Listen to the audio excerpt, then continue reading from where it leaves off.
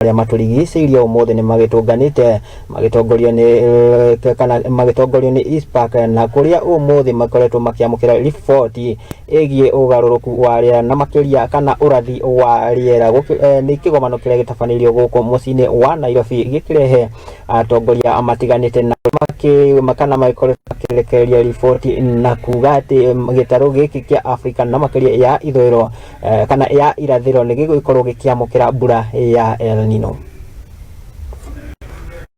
Today we are holding the 65th Greater Horn of Africa Climate Outlook Forum.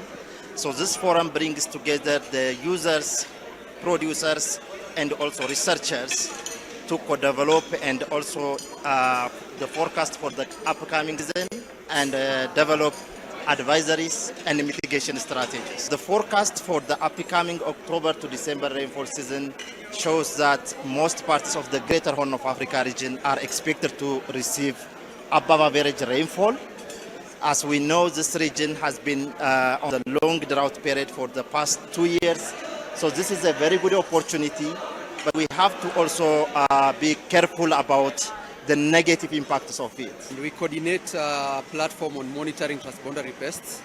This in the early warning, because as an institution that looks at climatic extremes, pest invasions are among the sort of the extremities driven by climate change. For Kenya, we are already seeing a situation whereby due to a limit control in Ethiopia, in parts of Somalia, in parts of Yemen due to conflict and the likes, we might have locusts coming in more numbers. And due to the El Nino, we're also seeing increased rainfall and also increased temperatures. That means locusts are very likely to multiply in big swarms. And in so doing, we start preparing with the Desert Locust Control Organization, with the Ministry of Agriculture. We are in the network together. They know when the pests will be coming in, and they begin to look for the pesticides on time, management practices on time. Koguo andu magikorwo makihariria gukorwo makihanda na gukorwo makihumba wega ni tondu wa mbura iyo tugitigane na icio na ni ati munene wa watho guku bururi-ini niwe Justin Muturi ni oritie atongoria aria